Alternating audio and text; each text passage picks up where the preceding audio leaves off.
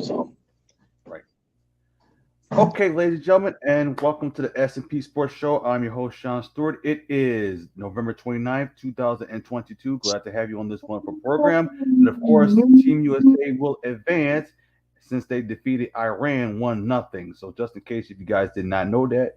Also, we're going to talk about college football, including Michigan beating Ohio State back-to-back for the first time since 2000 and the largest deficit since 1976. Yeah, that it was a pretty crazy last couple days in sports. That's for sure, Sean. That is for sure. Let's talk about the World Cup. So, a lot of craziness. We're getting through the ending of the group stage here. Correct. Today, of course, the United States advancing to the round of 16. You know, this is the first time that they've advanced in a while. And today's game was a rematch of 1998 when the United States played Iran and in the World Cup in France, and the United States lost. They probably were the worst team at that World Cup in terms of their performance. Maybe not on paper, but their performance in 1998's World Cup was atrocious. Today, a different story. Christian Pulisic, the hero, he got the storybook goal. Abdominal strain while scoring the goal, taken to the hospital late in the game.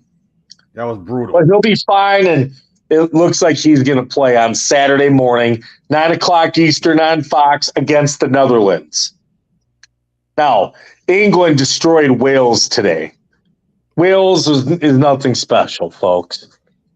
You know, and plus England and Wales kind of have a big rivalry, so it kind of meant a lot to England today. So I guess let's talk about those upcoming games. England and Senegal could be interesting because Senegal has a lot of speed. And I mean, England should win that game, but we've seen Argentina lose to Saudi Arabia. Okay? And Germany lose to Japan. So, I mean, it can happen to anybody. Okay? Now, you got the United States against a very strong Netherlands team. Okay? All right. I mean, the Netherlands is expected to win this game, okay? They've got an excellent defense with one of the premier defenders in the world and Virgil van Dijk in the back. And then they've got good forward play. The midfield play is a little bit weak, and that's where I think the United States can take some advantage of the Netherlands is with the midfield play, if they can control play at midfield. Because the Netherlands has really good defense, as I said, and their forwards, let me tell you, they can score. These guys can finish. Okay? 1-0 probably isn't going to cut it against the Netherlands. Okay? You're going to probably have to put up at least a goal to go, you know, and play some really good defense. You're going to need at least a goal in regulation, maybe more. 0-0 like in England, I don't think it's going to cut it now that we're in the knockout stages. So I mean, I expect England to beat Senegal. I expect the Netherlands to probably beat the United States on Saturday. And then the winners of those two games would face each other again. As for the rest of the World Cup so far, I mean, there's just a lot of good quality soccer. I mean, Serbia and Switzerland got to play each other. All Switzerland needs to do is get a draw, but if Serbia ends up winning that game, okay, that should be a very tight game. There's going to be a lot of nerves in that game. I mean, you know, Brazil's already clinched their spot, so they can rest Neymar comfortably for the round of 16. I mean, Denmark, you know, a lot of teams thought that they were going to be the second team. They got to win their game against Morocco. Or not Morocco. They got to win their game, though. Otherwise, they're donezo. Because Morocco, is no slouch. Germany is probably in a must-win because they only have 1 point. Spain will probably get through. They play Japan. They should be able to handle Japan. So I think Japan just needs a draw. That's all Japan needs is a draw. And they're in because they got the win over Germany. Okay? But Japan lost to Costa Rica, and Costa Rica's got to play Spain. I hate to tell you, Costa Rica ain't beating Spain. Okay? No way, no how. It's just not gonna happen, folks. So you've got Japan and you got Japan and Costa. Let's hear. You got Japan and Spain, and Germany and Costa Rica. So let's put it like this. Costa Rica had an awful first game, but they beat Spain, right? So if they have a draw with Germany, Germany's out. But they got the advantage on Spain. Costa Rica might actually get through because Japan's probably not going to beat Spain, right? So they're only going to have 3 points. Costa Rica beat Japan, which beat Germany. Germany's got to get a win here. If Germany does not defeat Costa Rica, they're gone. A draw isn't good enough. They got to win. Then they got the draw against Spain, right? But they got the loss to Japan. So head-to-head, they would lose out if Japan drew with Spain. That group has had a lot of variables. I mean, you got Argentina tomorrow against Poland.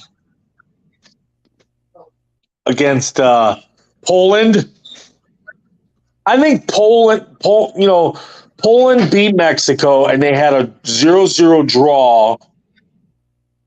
Oh, sorry, they had a 0-0 draw with Mexico, and they beat Saudi Arabia. So if they win, if they can, even let's say they lose 1-0 to Argentina, right? Then you got Saudi Arabia who lost 2-0, but to Poland. They got Mexico, and Mexico can't score goals. Okay, they can't. They only scored like 17 goals out of 14 games during CONCACAF play. And now they haven't scored 2 goals. I mean, they scored 4 goals against Iraq in a training, in a friendly, but it's Iraq. Okay? Not Iran, Iraq. Got it. This team, like I told you during our World Cup special, is very disjointed and was going to have a hard time scoring goals. And defensively, they're playing good. They're playing tough defensively. Problem is they lost 2-0 to Argentina, which didn't help. They only got 1 point. They need a win against Saudi Arabia. And the way Saudi Arabia is playing, it could go either way. They could get a win. They could lose. They could get a draw. 3 points probably isn't going to get it done. If all those teams have 3 points, let's say Argentina wins tomorrow and all of those teams, Mexico has 1, Poland has 1, right? And Poland and Argentina play. Poland has 4. So Poland has 4, Saudi Arabia has 3. If it's a draw, Mexico's going to be out because Saudi Arabia will have 4 and they only have 2. So they have to win. But if they win, then they have 4 points and they'll have more than Saudi Arabia. Then you got to go to the head-to-head, right? So the real question is, it was a scoreless draw. right? And Poland beat Saudi Arabia, and Mexico lost 2-0. So if Poland only loses like 1-0 tomorrow, and Mexico only wins 1-0, it's a wrap. It's a wrap. In other words, they're in Poland trouble. would get in based off of goal differential because all of them have one win and they're kind of all against each other. So Gotcha. I don't know. Should be interesting tomorrow. That's for sure. France is in, Portugal's in, USA's in, England's in, Spain is in. The heavyweights. Will Denmark get out of that group? That's a big question. Senegal's in. I mean, will Denmark get out? Will Germany get out? Who's going to get out between Serbia and Switzerland? I mean, it's a lot of questions to ask. I mean, will Uruguay be able to get out of their group? I would probably think. Time will tell. This World Cup just seems different. And it's not just because of December. It's just a different World Cup for me than previous World Cups. And it's hard to describe so far. Like, I think we can all agree right now the two best-looking teams are Spain and France so far. As of right now, yes. I mean, yes, I know France had a draw against Germany. Germany, you don't know which Germany is going to come out. The one that lost to Japan or the one that fought Spain to a draw? The one that beat Italy during UEFA Nations League 5-2 or the one that lost to Hungary? You don't know. You don't know. Right. No. I think Croatia yesterday, that was a big shock blowing out Canada. I expected a tighter game. And Belgium losing to Morocco. That's what it was. Belgium losing to Morocco 2-0. And Belgium only has a one. That I don't think anybody. I think everybody, if they were going to guess at this point, Belgium and Croatia would have probably got out of this group. But tomorrow, they're going to be fighting with each other for that supremacy for the next day or two. One of those two teams ain't making it out of the group. Croatia has 4 points. Okay? Morocco has 4 points. Belgium has 3 points. Belgium needs a win tomorrow. Or Belgium needs to beat Croatia. And Croatia's going to – a draw does nothing for Belgium. And it would be a huge disappointment for Belgium not to get out of the group stage. This is their golden generation, okay? This is it. After this, things are going to get a little more bleaker for Belgium, in 4 years from now. I mean, they'll still have talent, but this is it. This is when this was, World Cup 18 and 22 was supposed to be like their domination, of coming out and making deep runs, and they don't even make it out of group play. Uh-oh. I mean, most people would have probably thought Croatia and Belgium would have probably had things handled by now. Right. But Morocco was stepped up. Morocco's no slouch. I mean, Morocco had like a 35-game winning streak in African nations play. And then they lost in the Africa Cup, and then during World Cup play, they got through. I don't think nobody expected Morocco to beat Belgium. So, it's any given day at the World Cup. You just can't find a beer, more or less. So that wouldn't surprise me. We'll see what happens. Now, everybody's excited here for the next subject. See? Everybody's excited. So let's talk about college football here. Yes, we know. Everybody's excited. So The big game of the weekend, of course, the biggest game of the year in the regular season is Michigan and Ohio State. Ohio was like a touchdown favorite going into that game. No Blake Corum. Okay? Right. And limited play by Schoonover. Like only 14 plays from Mike Morris, defensive player of the year in the Big Ten. Schoonover, because they've had injury issues at tight end, only played like 20 plays or something. Blake Corum had 2-3 carries. Maybe that was it. One possession. That was kind of like it. 2 possession. Yeah. Donovan Edwards because he didn't. And JJ are going to go down as legends, and Cornelius Johnson for this team. You know what it was? I was surprised that smash mouth football. This was smash mouth football, and they just wore them down. And it was 20-17, right? At half. I don't think Ohio State expected those big bombs. But in the third quarter, when another one happened, and they kind of changed things up, it kind of sucked the life force.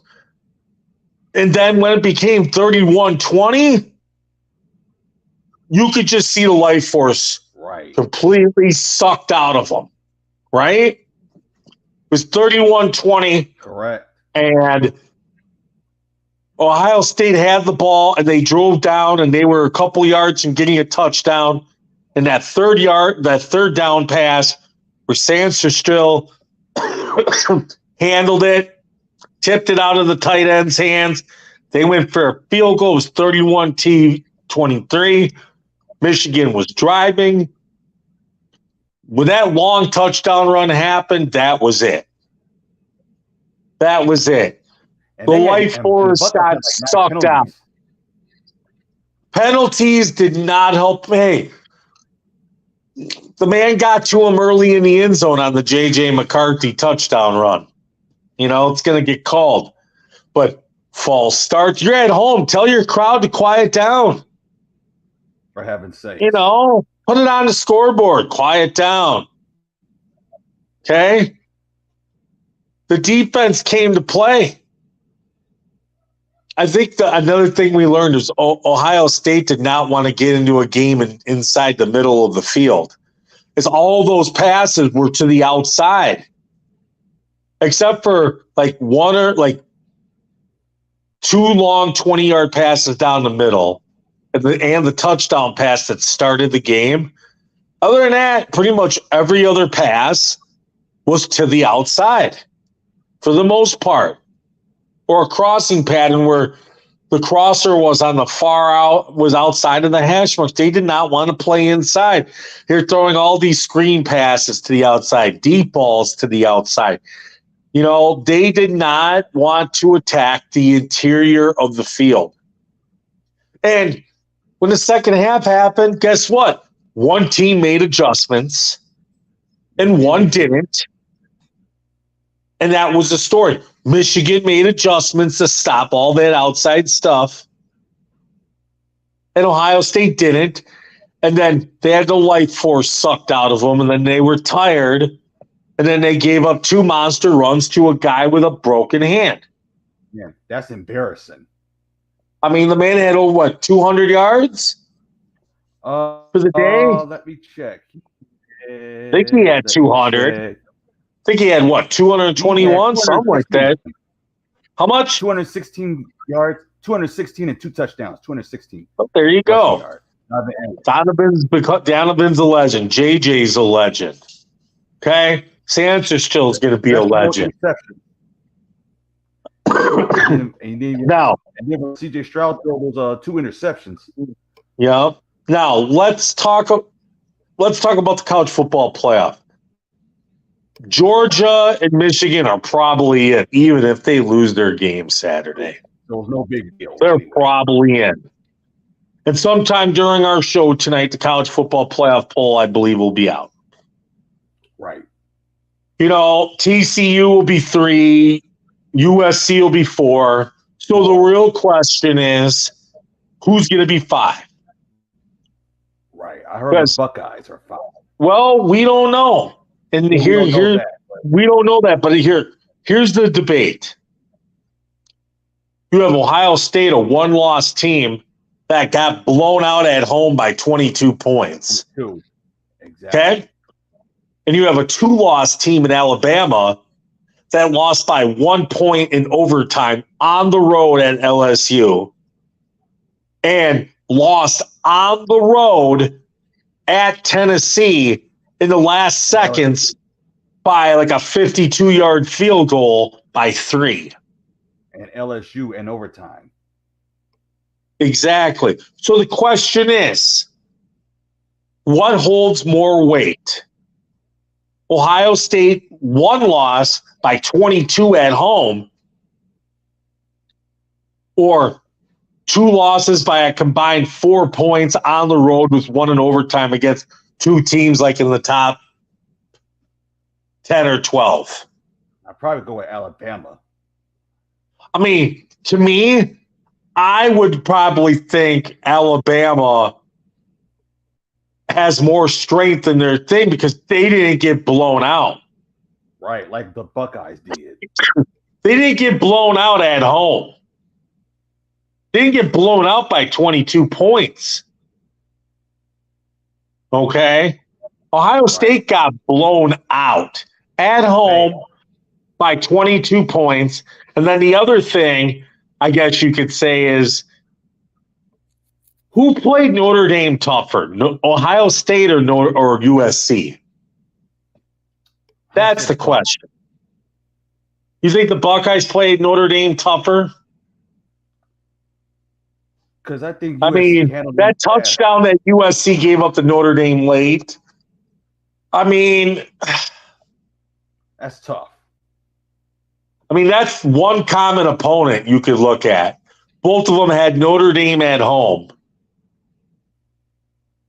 USC and Ohio State. So I guess that's one thing you could look at. I mean, out of conference games, I'd probably say USC probably had the tougher out of conference games other than Notre Dame, which they both share as a common opponent. Exactly. The other two games. I mean, if you compare the rest of the Pac-12 to the rest of the Big Ten, and you take Penn State and Michigan out of the equation, I mean, you could say that you could probably say that USC's strength of schedule I bet you, is probably a little higher. But I'd have to look. I don't know. Who has the strong? I'll tell you this. I bet you Alabama has the way stronger strength of schedule than Ohio State does. It wouldn't surprise me, especially when they play Texas. I can think of one of that. I mean, they played Texas. Yeah, they had a cupcake team, and that game before the end of the second before the end of the season, they played some other scrub team. I mean. Before Auburn, of course. Well, the thing with the SEC is they only have 8. They have 8 conference games, where the Big Ten has 9. Will that hurt Alabama with strength of schedule? I don't know. It would. You would think. I couldn't tell you, but it could. I mean. The only thing that, put it like this, who's ever voted in as 5 tonight, it ain't going to change, folks, unless Michigan lost or Georgia lost. Then it would probably change that dynamic. Right. Okay? Because if LSU beats Georgia, that's going to be. Georgia's still going to get in, but it's going to add that. I don't think they're going to put. I don't know if that hurts or help, but if Michigan loses, that probably hurts Ohio State. Right. Like, dude, these dudes lost, and you want to jump in over Alabama? So I think if you're an Ohio State fan, even if Michigan loses, they're probably in. You got to root for Michigan to win, because if Michigan somehow loses and TCU or USC loses, it's a whole can of worms. I mean, you're not going to take Ohio State over Michigan. I mean, if Michigan was somehow lose to Purdue, I mean, Purdue is beating Ohio State at home. You can't take them lightly. And the last time that Michigan and Purdue played each other, it was a tight game. Purdue gave Michigan some fits. This is a little bit of a different game. Michigan's obviously has a lot more talent than that team that went to Ross State a couple years ago. That was the infamous locker room medical staff at the Ross Aid Stadium game is trash, more or less game. Second worst stadium in the Big Ten, folks. Yeah, you told me that before. So, the thing you got to ask yourself is, if you're an Ohio State fan, you probably need Michigan to win. And then you need at least one of those two other teams to lose, depending if Alabama is above you or below you, which we're going to find out here probably in a couple minutes. Right. And we don't even know who's going to play in the Rose Bowl until like next week. I mean, put it like this: everybody, you're going to find out everybody on Sunday. I mean, put it like this: if Michigan wins, then TCU wins, and USC wins, then you're going to have a Pac-12, US, Big Ten, Big 12 second best Rose Bowl.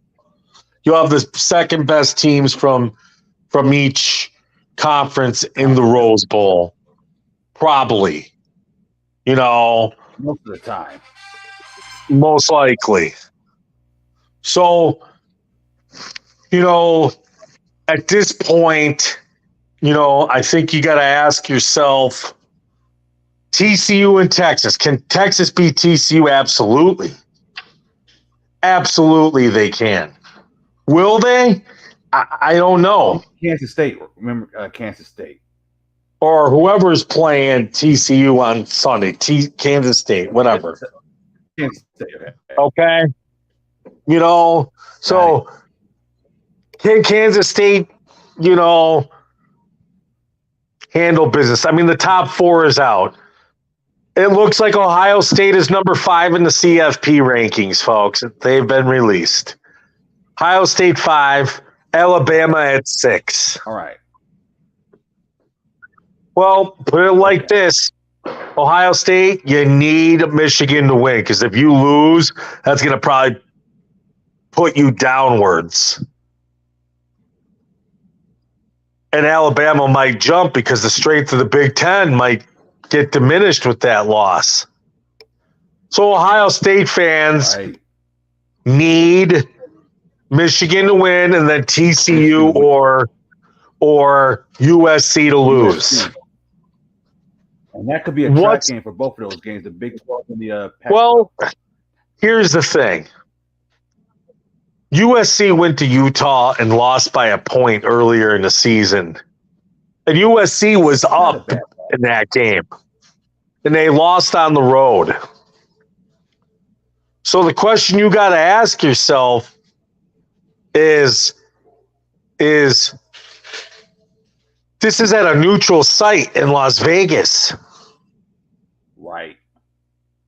I think the advantage has to go to USC this time, because you saw everything USC, or Utah is going to do to you. Exactly. You should be able to handle Utah in a neutral site, because they're not going to have all those fans there. Rice Eccles is a tough stadium to play at.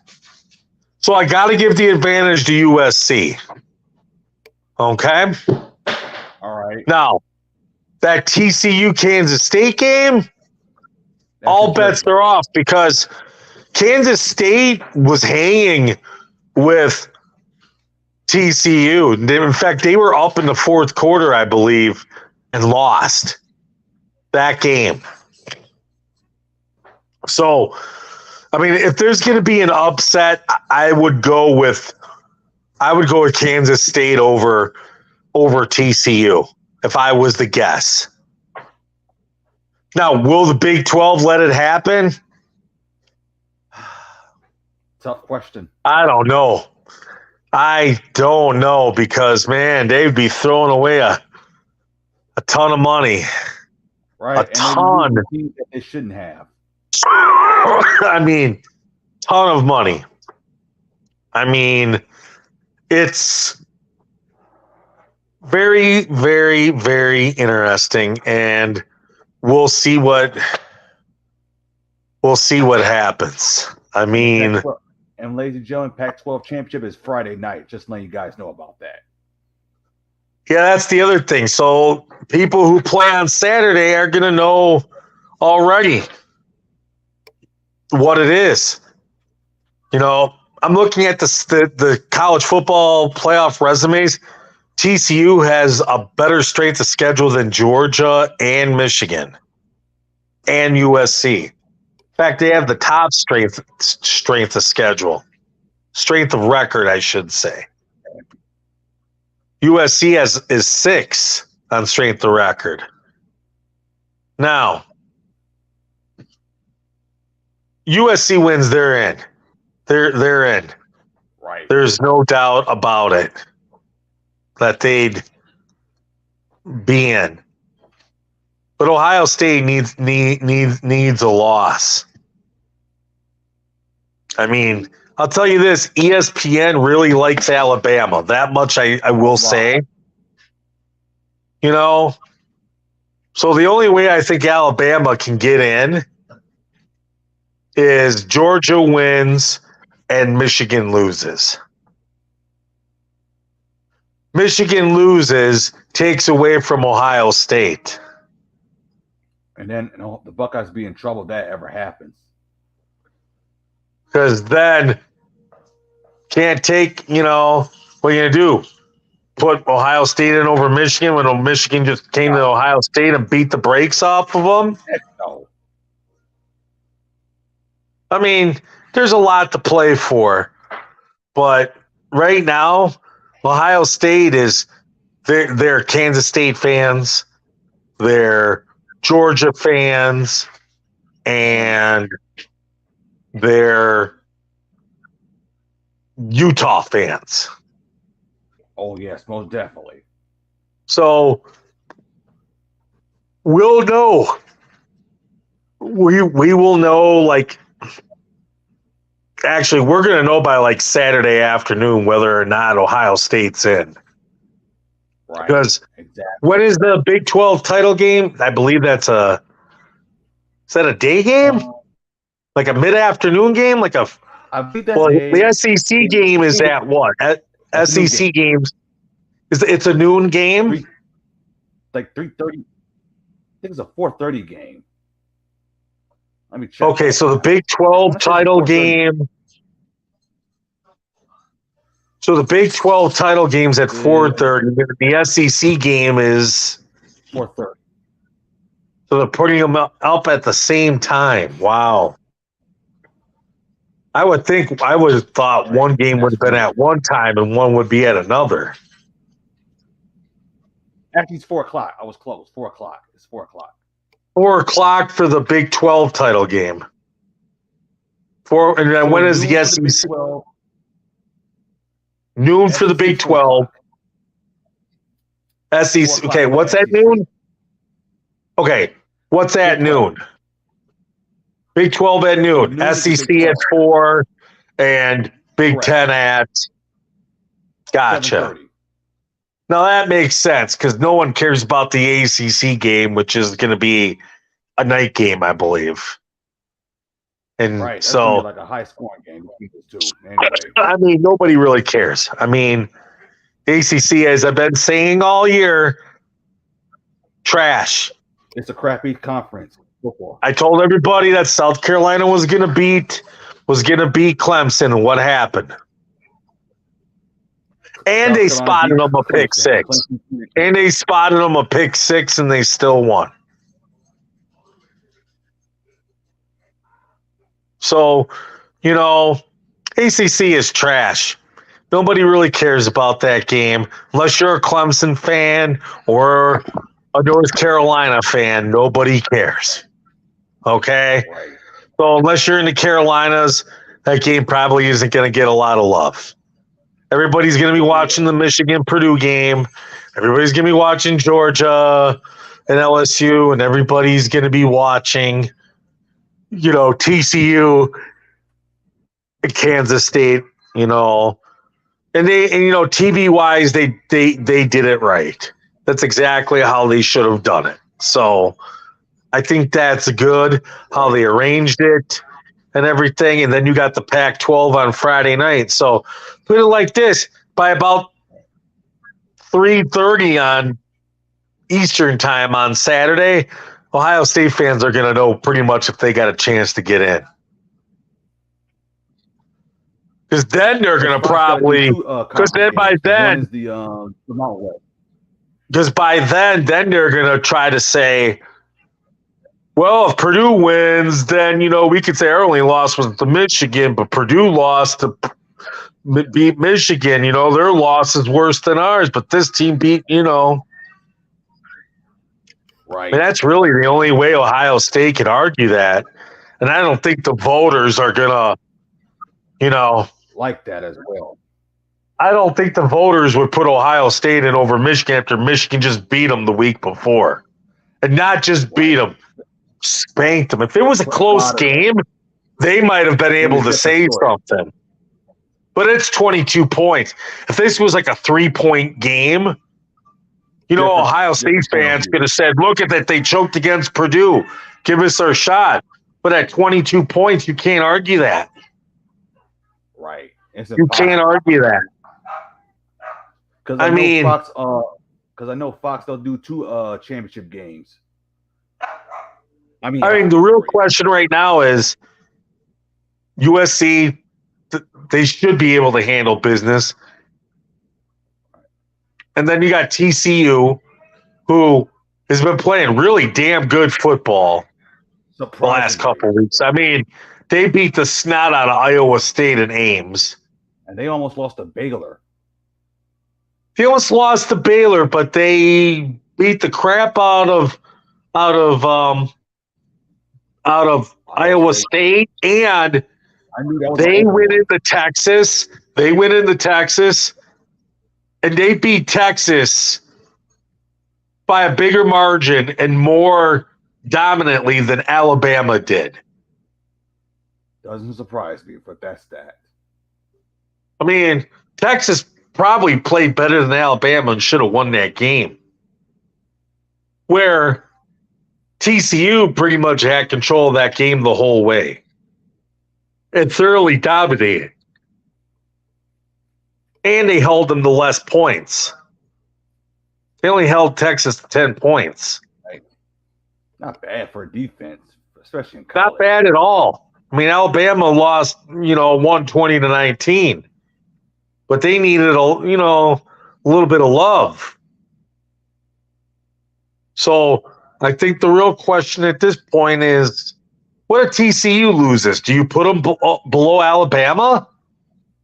I don't think so. I mean, people probably will. I don't know if you can. Because you could compare Alabama to TCU with Texas. That's the one game you can compare them. That was it. That's their one common opponent. If you wanted to argue it.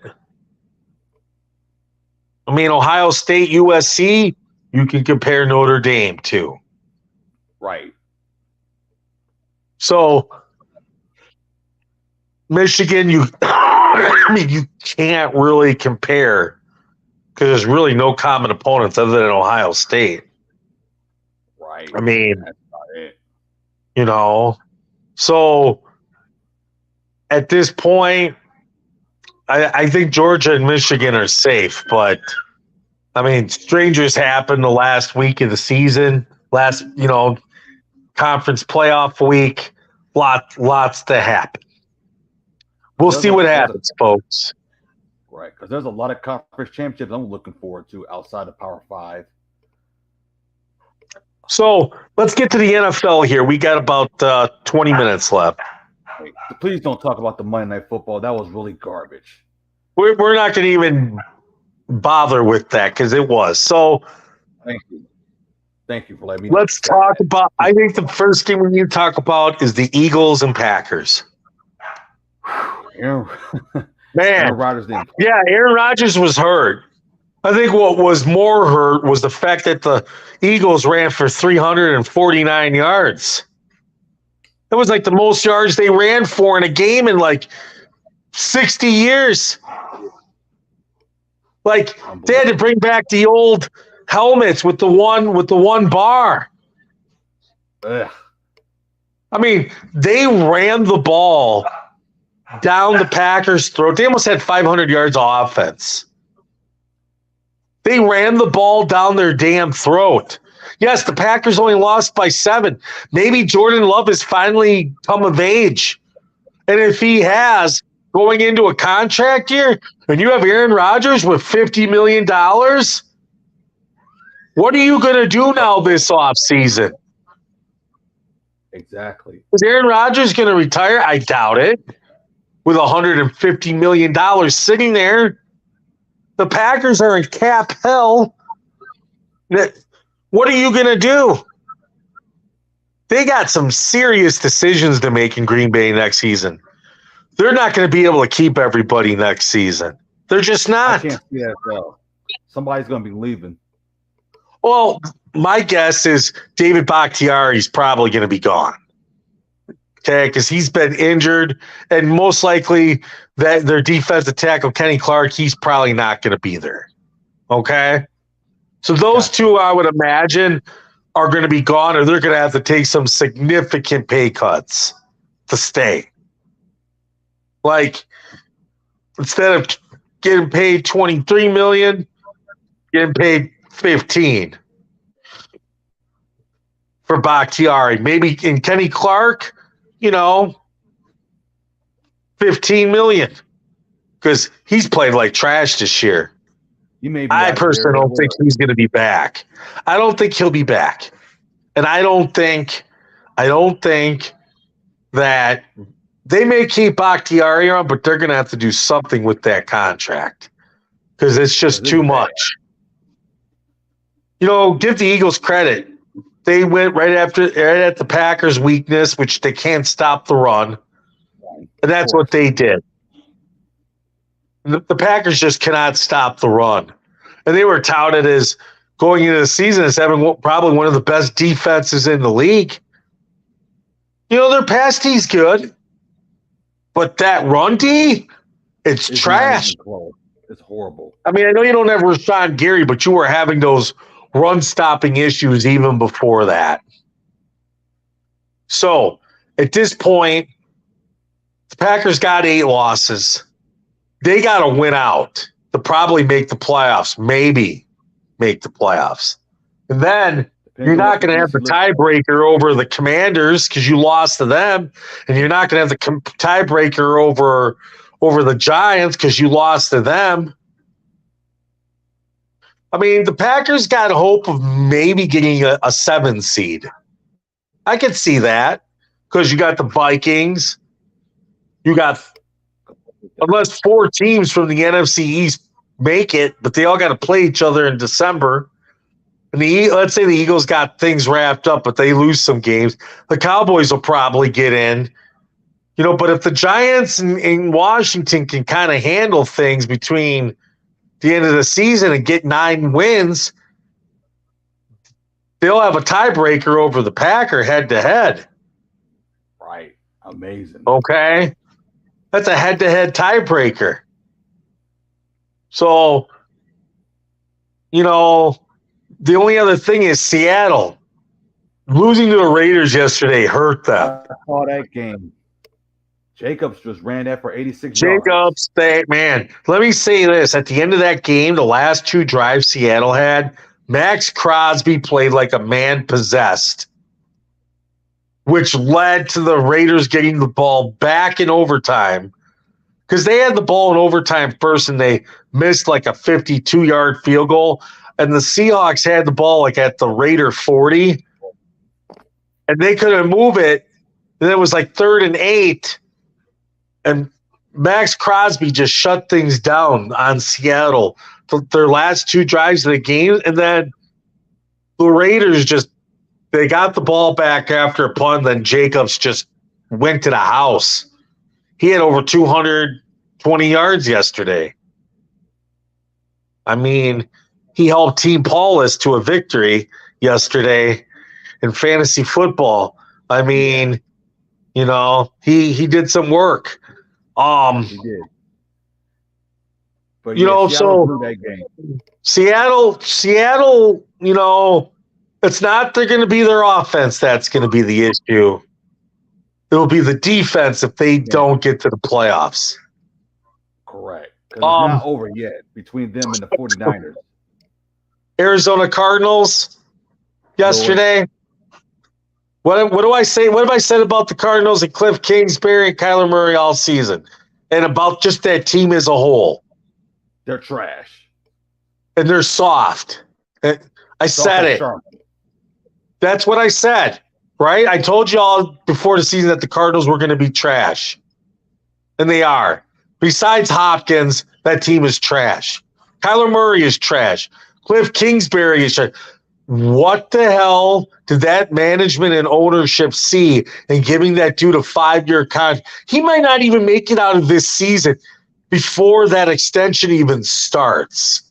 There's Cardinals fans that extension starts next season. That extension technically starts next season. And he might not even coach a single game of it. And that extension's 5 years. That's terrible. You just gave away money for free, basically. I mean, it's just crazy. I mean, other than that, the Cowboys handled the Giants like we thought they would. That Titans Bengals game, that ending with the fumble and the advancement.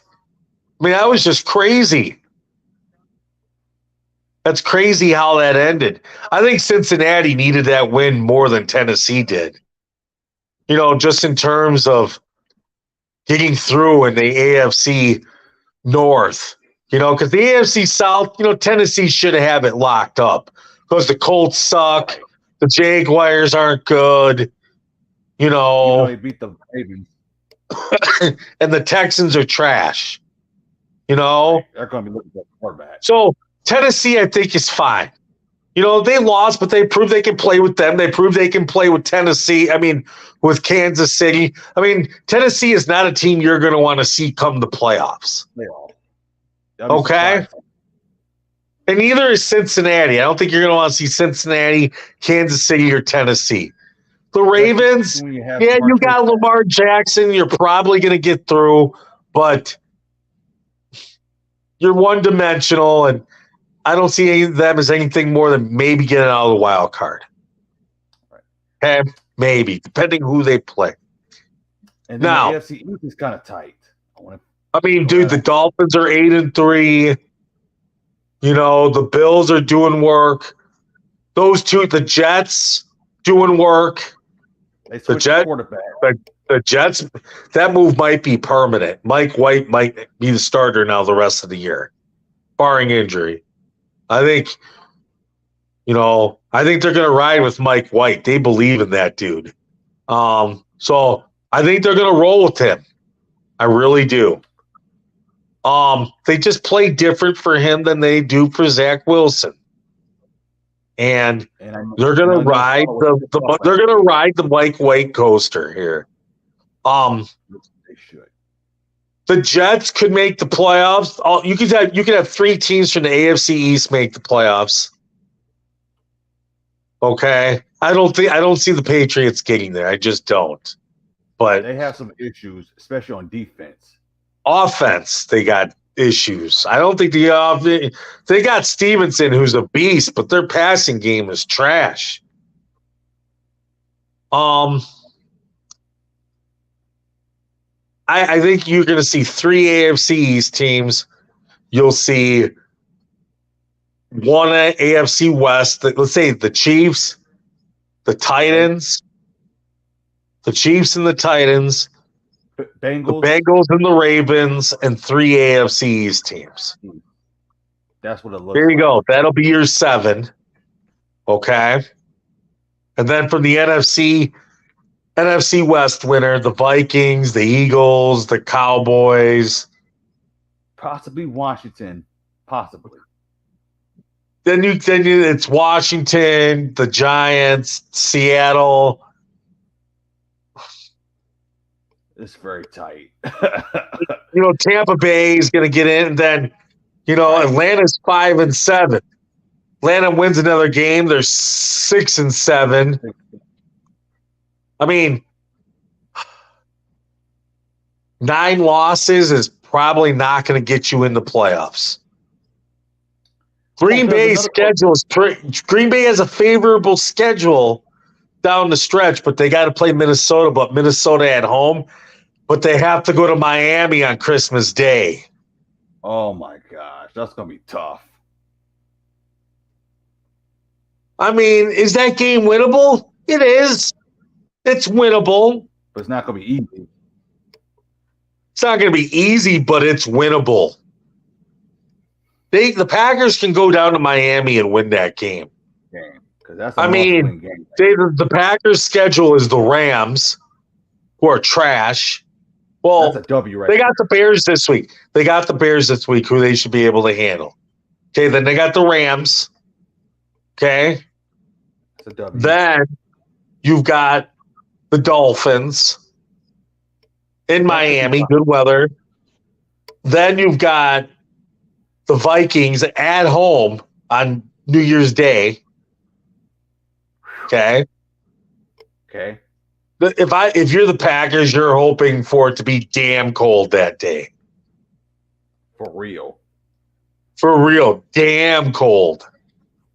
Like negative temperature. What I'm talking about. And then the last game of the season is the Lions in Green Bay. Right, that's a W right there. That'll probably be a W, most likely. So and then there was another coach I was going to mention, Nathaniel Hackett. I'm hearing rumors like the Broncos may fire him. Oh, he's going to be fired after this season. There's no question. There is no doubt that he is going to be fired. He's going to be fired. I won't be shocked if the GM is fired. I mean, John Elway. Why are they keeping him? Number one. That's what I want to know. I mean, you are stuck with Russell Wilson and that demise for another 7 years. He ain't cooking. I mean, if you're a Broncos season ticket holder, how are you feeling about that investment for the next 7 years? You should be pissed off. Because you are going to suck for the next decade, pretty much. Unless they can figure out a way to pawn Russ off on somebody, they may have to give up more draft picks to pawn him off. Right, which they probably don't want to do, but you're going to have to do that. I mean, unless there's some type of clause in that contract extension where they can cut him in advance and, that or take some type, work out a contract restructure, take a massive hit, suck for a year completely, and then have massive cap room after, that's about the only way you're going to be able to manage that in Denver. I mean, I'm talking clearing out $90 million a cap, cutting him, just eating it, and just suck, and just start a complete rebuild. Because, I mean, you already gave away 2 firsts. You've basically given the Seahawks probably a top 7 pick. I mean, we already know who won the trade. Seahawks got out of having to pay Russ big money and got all them picks and them players. Exactly. And they're barely almost first place in the West against the 49ers. Barely. I mean, the issues with Seattle aren't offense, it's defense.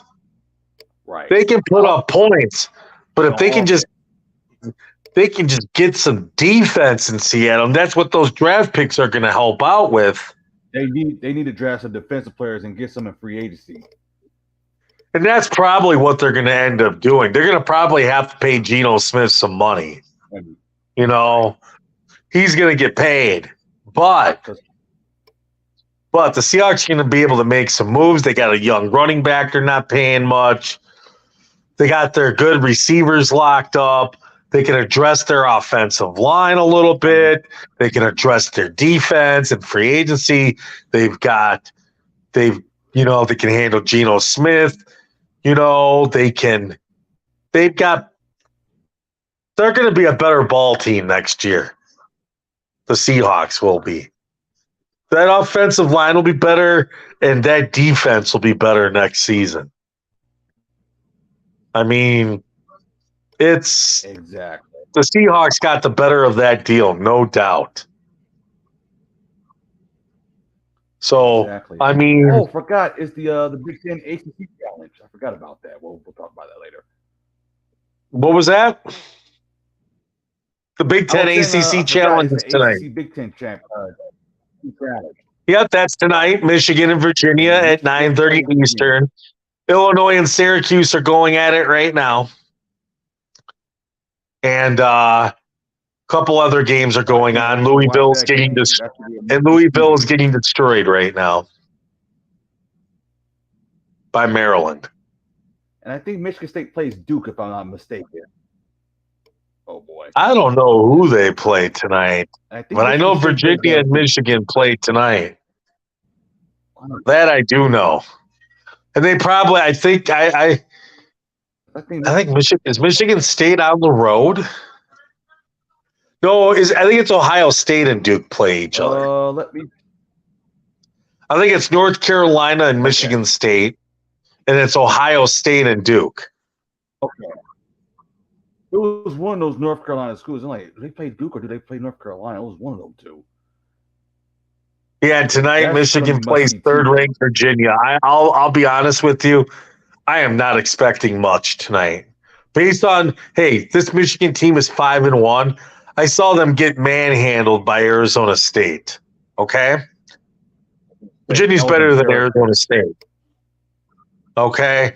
I saw them struggle against Eastern Michigan, who got destroyed by Bradley, who was taken to overtime by Ohio. Not Ohio State, Ohio. Struggled at times against Jackson State. So, yeah, there's some worries here, I think.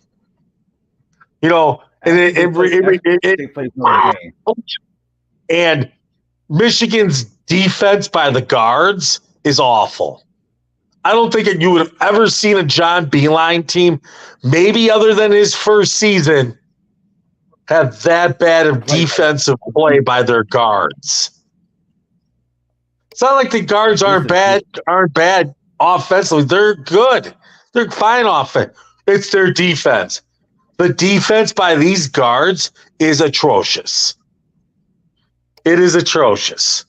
And I think that's one thing you lost from going from Beilein to Howard was that defensive mentality and the coaching and the 1-3-1 zone and the special nuances that Coach B brought defensively that aren't with these Michigan teams. That and that turnover margin. Coach B teams, you'd always see low turnovers by Michigan. They'd always be one of the most efficient teams in the country in terms of how many turnovers a game. And they always play defense, okay? Even the team that went to the NIT or didn't make turn, they play defense, okay? Yes, they do. You pretty much always had offense, but they always played deep. With this Juwan Howard team, I mean, you got Hunter Dickinson, Jed Howard. That's it. You got Buffkin, who has a lot of talent, but this team just doesn't play defense at all. That worries at me. all. And once you get into playing real teams, it's going to expose, especially in Big Ten play. I am very worried when they play teams like Ohio State, Indiana, and Michigan State this year, and Purdue. I expect Indiana to be better than last year because they almost didn't make it to the tournament. Oh, Indiana is going to be much better this year. Much better. I'm very worried when they got to play like Michigan State, Ohio State, Purdue. I'll even say Wisconsin. Okay, Wisconsin barely lost to Kansas. Wisconsin's a good team. Yeah, you can say I'm a little bit worried for this Michigan basketball team. So, even though and as we're getting to the end of this college football and next week when all this college football playoff stuff is done, we're going to be able to talk more college basketball, finally get more into NBA. Exactly. And I'm kind of looking forward to it, especially, college basketball. And I think we'll even get into a little Red Wings and NHL talk, because we haven't really touched on them. And so far, the Wings are doing some good things so far. So, so we'll be talking about those things. Sean, obviously Thursday, you'll be talking about the games upcoming for the upcoming weekend and predictions and stuff. And we're doing the player props for the Thursday night football and the over/under for the conference championships. Yeah, because I'm going to be out on Thursday. I'll be in Miami, folks, on some business, but I'll be back on Tuesday. And then I should be back for the long haul for the rest of the season here. So that's the game plan. So you just want to let everybody know, and we thank all of you for tuning in. As you have loyally all season since me and Sean have started back up here in September. Sean, real quick before we get into it, when does basketball season start for you in terms of announcing? As of right now, the team is inactive because I checked on the website, so more likely that team is not going to come back.